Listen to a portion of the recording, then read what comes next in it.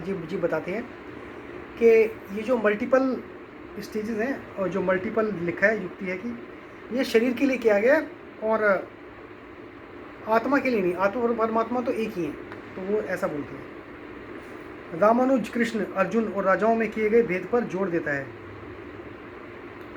और उसे अंतिम मानता है, और उसका विचार है कि प्रत्येक व्यक्तिगत आत्मा अनश्वर है और समस्त विश्व के साथ समयुगीन है।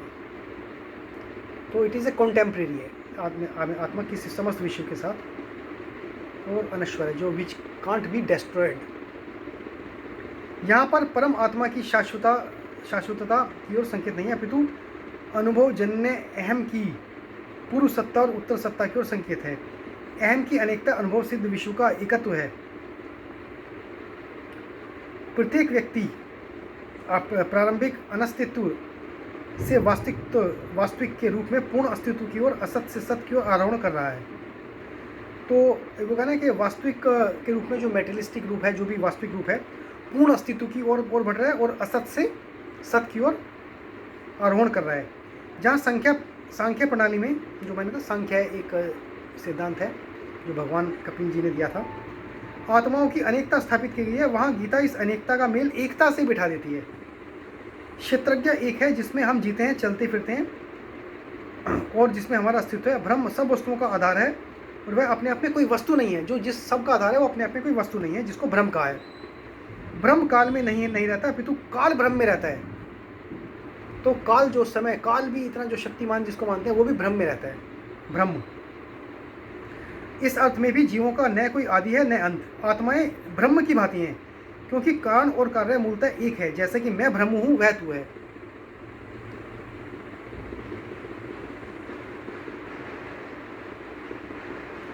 अहम ब्रह्मास्मि सौतोमसि, ये शंकराचार्य का एक मूल सिद्धांत था। मैं ब्रह्म हूं, वह तू है इत्यादि युक्तियों से सूचित होता है। सूसों से तुलना कीजिए। सौ प्राणी दिव्य मूल तत्व में अपने आदर्श की भांति शाश्वत काल से विद्यमान चले आ रहे हैं।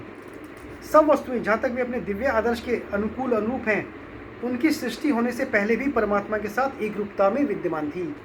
तो यहाँ पर जो देखिए जो तात्पर्य दिया, जो बताया गया है, वो थोड़ा सा भिन्न है जो मैंने आपको प्रभुपाद जी की गीता में बताया था। उसमें द्वैतवाद पे जोर दिया था, इसमें अद्वैतवाद पे जोर दिया है।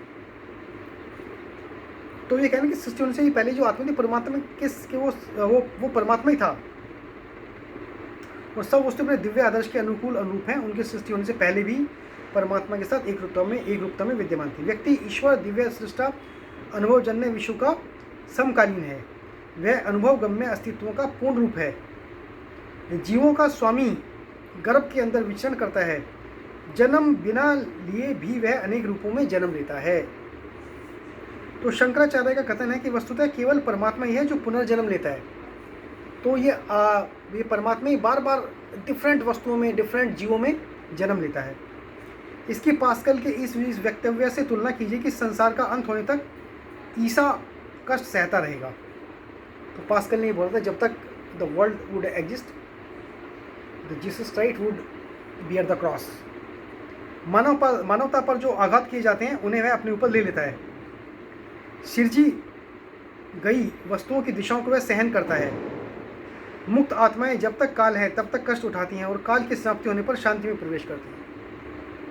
तो जब तक काल रहेगा तब तक आत्मा तो रहेंगी, और जब काल खत्म होगा तब वो शांति में जाएंगी।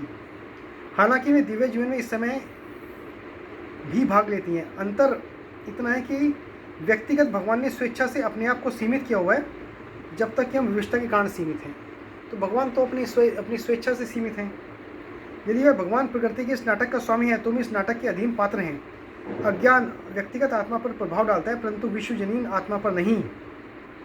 जब तक विश्व की प्रक्रिया समाप्त न हो तब तक व्यक्तियों की अनेकता, उनके पृथक पृथक गुण विद्यमान रहते हैं।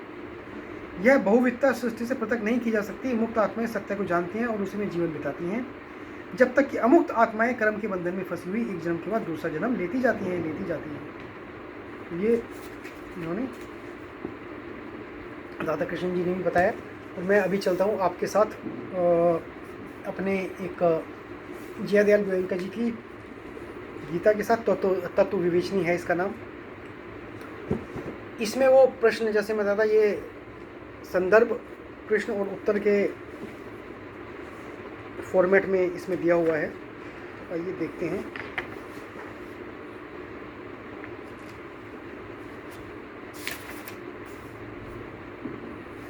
फिर से श्लोक दोहराएंगे, 12वां और 13वां। पहले 12वां। न त्वेवाहं जातु नासं न त्वं नेमे जनाधिपः न चैव न भविष्यामः सर्वे व्यंतः परम। तो इन्होंने बताया, न तो ऐसा ही कि मैं किसी काल में था या तू नहीं था, अथवा ये राजा लोग नहीं थे, और न ही ऐसा है कि इससे आगे हम सब नहीं रहेंगे। तो ये तो इन्होंने उसकी व्याख्या कर दी है। अभी ये अब प्रश्न आ गया, इस श्लोक में भगवान ने के कथन का क्या अभिप्राय है? उत्तर, इसमें भगवान ने आत्म रूप से सबकी नित्यता सिद्ध करके यह भाव दिखलाया कि तुम जिनके नाश की आशंका कर रहे हो उन सब का या तुम्हारा हमारा कभी किसी भी काल में अभाव नहीं है। वो हमेशा रहेंगे, मर जाएंगे फिर आ जाएंगे, फिर मर जाएंगे फिर आ जाएंगे। तो किसी भी काल में इनका अभाव नहीं है। वर्तमान शरीरों की उत्पत्ति के पहले भी हम सब थे और पीछे भी रहेंगे। शरीर के नाश से आत्मा का नाश नहीं होता। अतः उस नाश की आशंका से इन सब के लिए शोक करना उचित नहीं है। हमारा जो बेस मटेरियल है आत्मा, वो तो हमेशा थी, हमेशा है और हमेशा रहेगी। ये इस कथन का मेन, इस श्लोक का मेन सार है संबंध। इस प्रकार आत्मा की नित्यता का प्रतिपादन करके अब उसकी निर्विकारिता का प्रतिपादन करते हुए आत्मा के लिए शोक करना अनुचित सिद्ध करते हैं। तो भाई आत्मा के लिए शोक, शरीर के लिए शोक न करना उचित नहीं है। आत्मा के लिए शोक करने की जरूरत नहीं है, क्योंकि आत्मा तो मर ही नहीं सकती है। शरीर के लिए शोक करना अज्ञानियों का काम है। देहिनो अस्मिन् यथा देहे कौमारम यौवनम जरा तथा देहांतर प्राप्तिर धीरस तत्र न मुह्यति। जैसे जीवात्मा की इस देह में बालकपन, जवानी और वृद्धावस्था होती है, वैसे ही अन्य शरीर की प्राप्ति होती है। उस विषय में धीर पुरुष मोहित नहीं होता। तो इस प्रश्न श्लोक में भगवान के कथन का क्या अभिप्राय है? तो इसमें आत्मा को विकारी मानकर एक शरीर से दूसरे शरीर में आते आते समय उसे कष्ट होने की आशंका से जो अज्ञानी जन शोक किया करते हैं, उसको भगवान ने अनुचित बतलाया है। वे कहते हैं कि जिस प्रकार बालकपन, जवानी और जरा अवस्थाएं वास्तव में आत्मा की नहीं होती, वो शरीर की अवस्थाएं हैं, स्थूल शरीर की होती हैं, और आत्मा में उनका आरोप किया जाता है। तो आत्मा तो किसी भी स्थिति में थे ही। उसी प्रकार एक शरीर से दूसरे शरीर में आना जाना भी वास्तव में आत्मा का नहीं होता, सूक्ष्म शरीर का ही होता है, और उसका आरोप आत्मा में किया जाता है। अतएव इस तत्व को न जानने वाले अज्ञानी जन ही देहांतर की प्राप्ति में शोक करते हैं, धीर पुरुष नहीं करते, क्योंकि उनकी दृष्टि में आत्मा का शरीर से कोई संबंध नहीं है। इसलिए तुम्हारा शोक करना उचित नहीं है। पूर्व श्लोकों में भगवान ने आत्मा की नित्यता और निर्विकारता प्रतिपादन करके उसके लिए शोक करना अनुचित सिद्ध किया है। उसे सुनकर यह जिज्ञासा होती है कि आत्मा नित्य और निर्विकार हो तो भी बंधु बांधवादी के साथ होने वाले संयोग वियोग आदि से सुख दुख आदि का प्रत्यक्ष अनुभव होता है। अतः शोक हुए बिना कैसे रह सकता है? इस प्रकार सब प्रकार के संयोग वियोग आदि को अनित्य बताकर उनको सहन करने की आज्ञा देते हैं। तो ये यहाँ तक इसमें पता है। तो मैं इसमें एक चीज़ बताना चाहूँगा कि इसमें एक चीज़ जो इस दोनों श्लोकों से क्लियर होती है कि वो बोलते हैं कि भाई इस चीज़ को तो आप देखते हो ना, आपका जो बचपन था, अब पैदा हुए 1 महीने के हो, 1 साल के हो, 2 साल के हो, 5 साल के हो, 15 साल के हो, 20 साल के हो, 25 के, 30 के, 35 के, 40 के, 50, 60, 70, 80, 90, 100, हम एक शरीर में परिवर्तन देखते ही हैं। उसमें तो हम बिल्कुल ओके हैं। इस परिवर्तन का डिफरेंट अवस्था से थोड़ा सा हाइयर परिवर्तन हो जाता है कि एक शरीर से दूसरे शरीर में चली गई आत्मा। वो शरीर ही है। जब युवावस्था और वृद्धावस्था का परिवर्तन हो रहा है, एक शरीर से दूसरे शरीर छोड़ना एक थोड़ा सा हाइयर लेवल का परिवर्तन है। जब हम उसमें ओके हैं तो इसमें क्यों नहीं ओके होते? तो यही इसके अंदर बताया कि सूक्ष्म शरीर, तो इस शरीर के लिए हम शोक करते हैं। और शरीर से क्यों करते हैं? क्योंकि हम शरीर के साथ ही अटैच रहते हैं, आत्मा के साथ अटैच ही नहीं रहते। हमें लगता है यही इसका फेस है, ये इसकी आँख थी, ये इसके बाल थे, ऐसे बोलता था, ये इसकी आवाज़ थी, ये इसका पद था, ये इसका नाम था। बस उसी में हम अटक जाते हैं। जो भगवान ने नहीं दिया वो संसार ने दिया है। जो संसार ने जो नाम दिया है उसमें हम अटक जाते हैं। जो भगवान ने आत्मा दी है, आत्मा को अनश्वर के बारे में बताया है, कैसे आत्मा कंटिन्यूअस ट्रैवल कर रही है पुराने ज़माने से अभी के और आगे के लिए, उस चीज़ को हम अंदर कभी देख ही नहीं पाते। उसके लिए तो यदि हम ये चीज़ समझ लें तो शरीर के लिए शोक करने की आवश्यकता नहीं है, और आत्मा के लिए शोक कर नहीं सकते, क्योंकि आत्मा तो अजर अमर है। जैसे सरकार ने बताया कि भाई जो राजा थे, जो आप हो, मैं हूँ, और तुम्हारे बंधु बांधव हैं, और जो भीष्म हैं, वो पहले भी थे और आगे भी रहेंगे। तो उस आत्मा के लिए क्या शोक करना, और जो शरीर के लिए शोक करने हैं वो ज्ञानी पुरुष ही नहीं है। क्योंकि हम इसलिए शोक करते हैं शरीर का, क्योंकि उस शरीर के उस भौतिक रूपी बाह्य आवरण से हम इतने ज़्यादा प्रभावित रहते हैं, उसी के साथ हम डील करते हैं, कभी हमने अंदर झांका ही नहीं है, कभी अंदर गए ही नहीं है। तो जो सच्ची भक्ति थी, जो सच्चा हमारा आधार था, जो बेस मटेरियल था, उसको समझने में हमारे को कहीं पर कुछ कमी रह गई है। इसलिए हम अज्ञानी पुरुष शरीर के लिए शोक करते हैं, और ज्ञानी पुरुष को शोक करने की जरूरत ही नहीं है। यही इस 12वें और 13वें श्लोक में श्री कृष्ण जी ने बड़ी सुंदर व्याख्या में, और बाकी जितने भी महान संतगण हैं इन्होंने बड़ी सुंदर व्याख्या की है। तो इन श्लोकों में अभी आगे देखते हैं कि भाई लेकिन शोक तो होता ही है। अभी कुछ भक्तियान प्रश्न करेंगे कि भाई शरीर का शोक तो होता ही है, कोई मरता है शोक करते हैं, कोई जन्मता है तो खुशी मनाते हैं, किसी को कोई नया पद मिलता है तो खुशी हम मनाते हैं। ये पद भगवान ने नहीं दिया, ये संसार ने दिया हुआ है। भगवान ने जो चीज़ दी है वो तो कोई लेने के लिए तैयार नहीं है, और इससे छूटना ही बहुत मुश्किल है। क्योंकि हम जितना सामने वाला मनुष्य जिसके लिए हम अटैच्ड हैं वो भी आत्मा में उतना ही घुसा हुआ है जितना हम उस आत्मा में घुसे हुए हैं। तो शरीर का जो मोह को अलग कैसे करना है उसके बारे में आगे के श्लोकों में भगवान कृष्ण ने जिन श्लोकों में बताया है वो हम आगे अध्ययन करेंगे।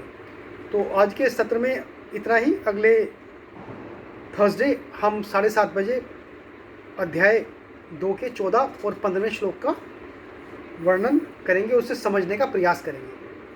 तो सभी भक्तों को फिर से मेरा आग्रह कि हमारे YouTube चैनल, हमारे Instagram चैनल, हमारा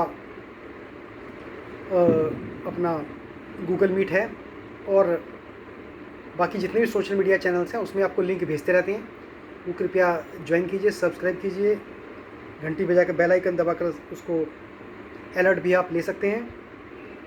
और सत्र समाप्त होने से पहले आइए थोड़ा भगवत भजन और कीर्तन कर लें। हरे कृष्णा कृष्ण कृष्ण हरे हरे, हरे राम राम राम हरे हरे, हरे कृष्णा कृष्ण कृष्ण हरे हरे, हरे राम राम राम हरे हरे, हरे कृष्णा कृष्ण कृष्ण हरे हरे, हरे राम राम राम हरे हरे, हरे कृष्णा कृष्ण कृष्ण हरे हरे, हरे राम राम राम हरे हरे, हरे कृष्णा कृष्ण कृष्ण हरे हरे, हरे राम राम राम हरे हरे, हरे कृष्णा कृष्ण कृष्ण हरे हरे, हरे राम राम राम हरे हरे, हरे कृष्णा कृष्ण कृष्ण हरे हरे, हरे राम राम राम हरे हरे।